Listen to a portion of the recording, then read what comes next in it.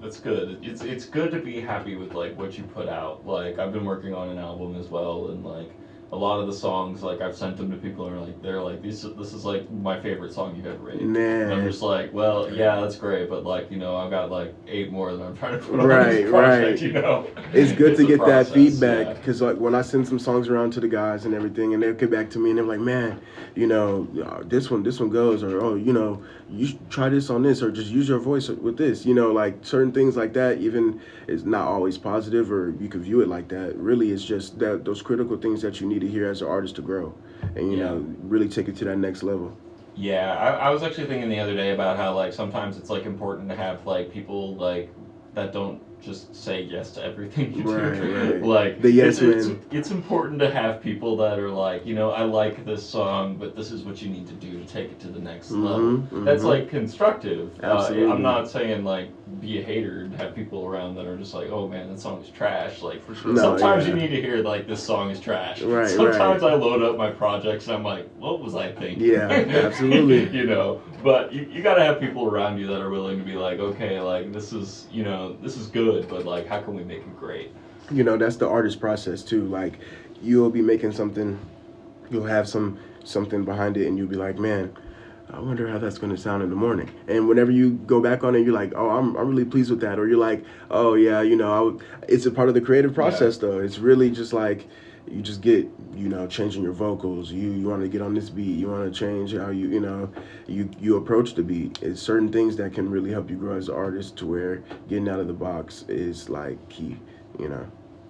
Yeah, and trying not to get trapped in the box. Yeah. Of like, oh man, I've got to make this one song really great. Right. Like, I've been trying to get out of that trap for a long time. That, and the fact that like whenever you approach people and they say, oh, they hear that you make music, you know, they're like, oh, okay. And then they're like, what type of music do you make? And then if, you know, I don't introduce myself as a rapper. I am an artist, you know what I mean? I make all types of music. I've got EDM songs, I've got romance songs, I've got hard-hitting songs, I've got smooth, you know, it goes on. So, you know, whenever I introduce Lil Poet as myself, I am an artist, you know what I mean? Yeah.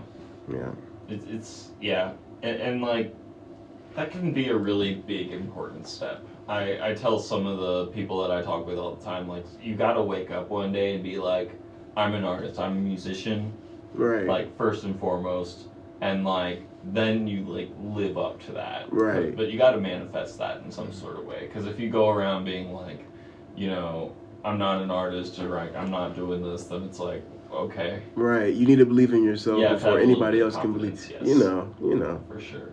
Well, I think we should play some of these tracks. I like that I'm idea. Be a Realist and Pablo.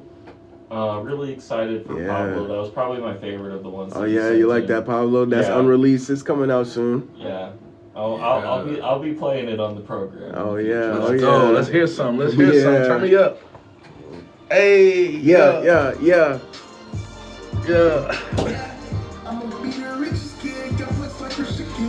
I get up the Uzi, make them run like Risky. He's so sturdy with the kids, just trying to fit in.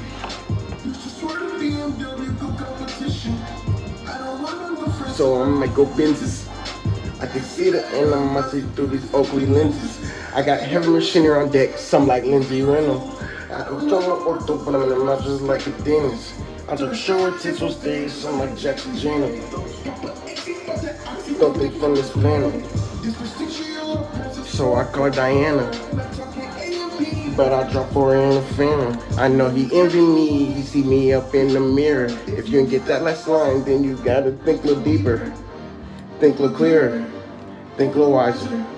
Niggas doing sweat, try to do me bogus. Try to talk to her, thought I wouldn't notice. I can force in my back, I score like Phil Foden. I could up the Uzi, make him run like Rich did. So 40 with the still trying to feel. I'm just with the BMW competition. So I might go Benzes. Through these ugly lenses. I got heavy machine on deck, some like Lindsay Reynolds. I don't know no ortho, but I'm in the mouth just like a demon.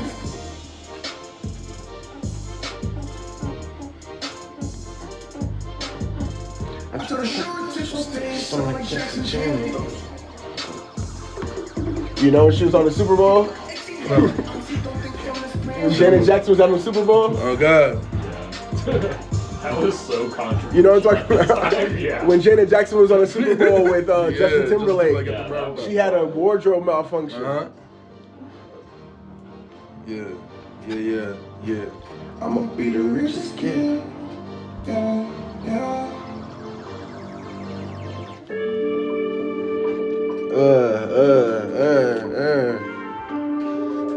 Hey, check it. Hey.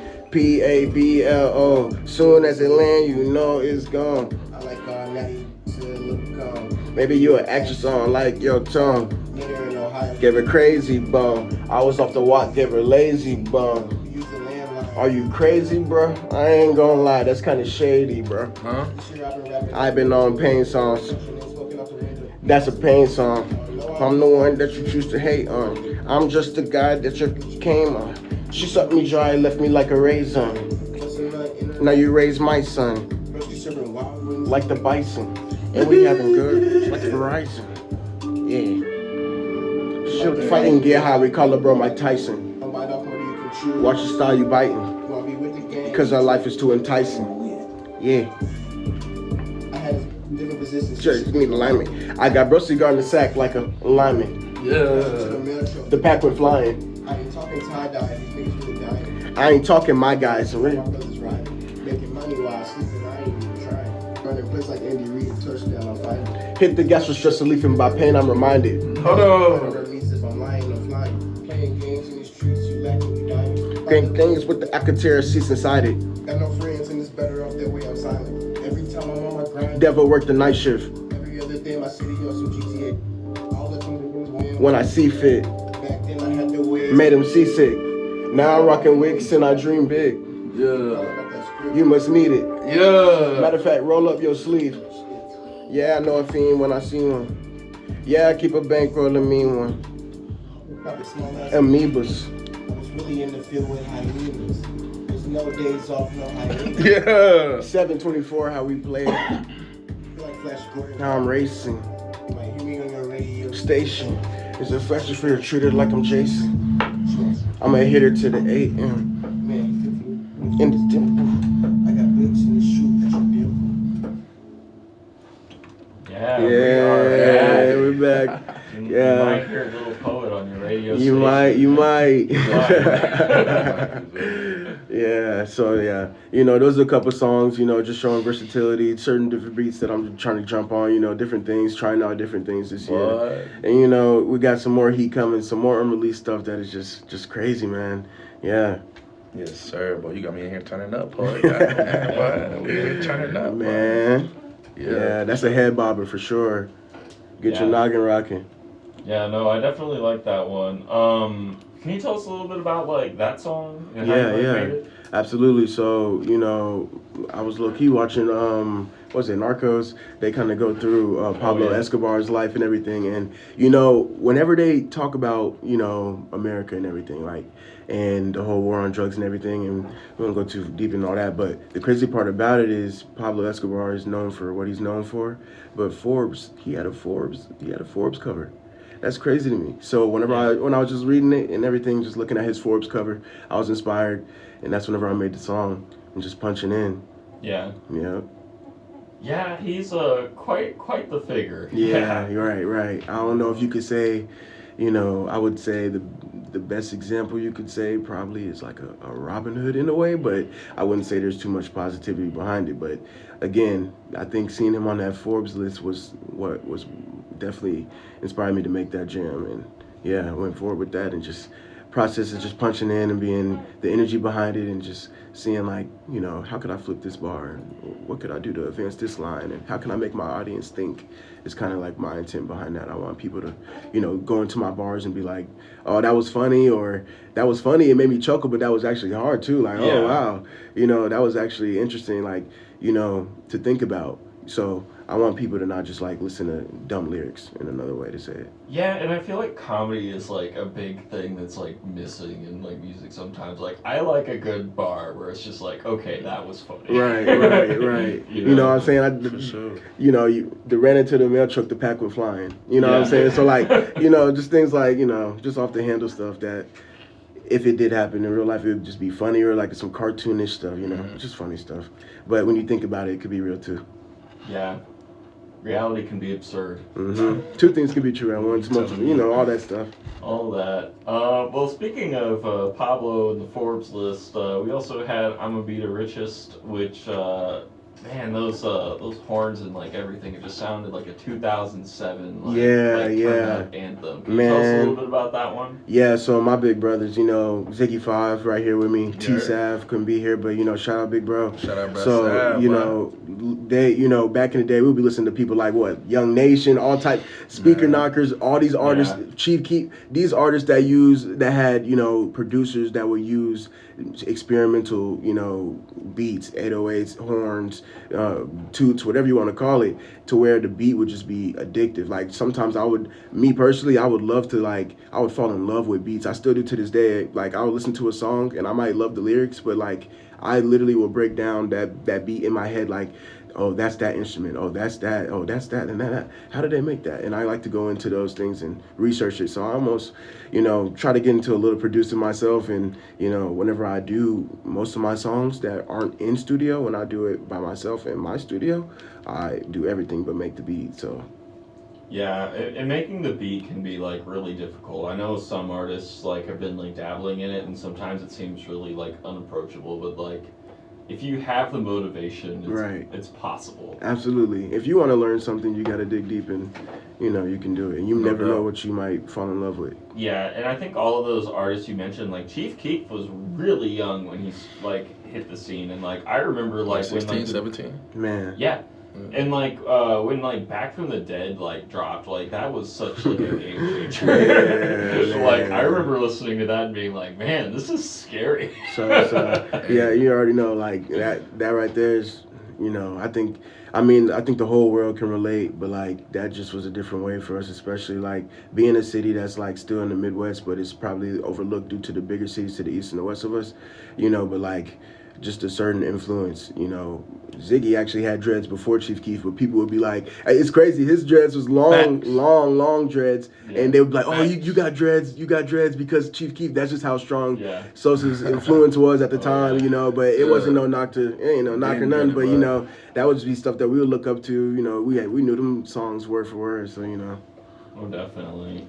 Yeah, it's funny, like, as time passes, listening to, like, people's, like, influences and stuff like that, because, like, sometimes I get on here and it's just, like, I'm not gonna lie, like, I've just been listening to, like, metal in my car lately. What metal?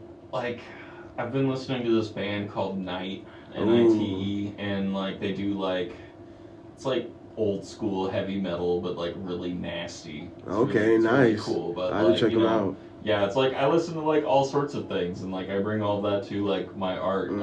So like, what other like stuff do you like listening to as well? Man, we kind of grew up on all types of genres, which is shout out to folks, because I think like you don't box something in where you just listen to one genre, then you can really experience music. You know what I mean? Sometimes like you'll hear a song if you never heard.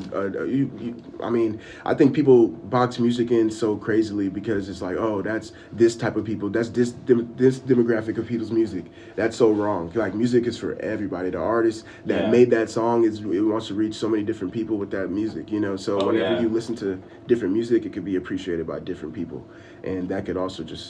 So for me personally, like I would say just off the cuff, reggae, rap, R&B, 90s R&B, early 2000s, you know, the good stuff like the T-Pain era. Man, so many different music influences my music for sure. But like my playlist is crazy. I could go from the Isley Brothers to some tunes from 2025. You know what I mean? I could go from you know some Jonas Brothers to some trap stuff. You know, like it doesn't really matter for me because I think like music speaks to me in a different way. Like if that song bangs to you, why would you? I don't think you should really too much care about what somebody else. You know, there's memes about that on social media where they're like, "Oh, you gotta turn this song down whenever you're around the bros or whatever." Like, nah, bro, just jam out, bro. You know, you like that song. I've grown like less like. I just don't care about that stuff anymore. It's just like I'll listen to whatever, and it's fun. I like good music.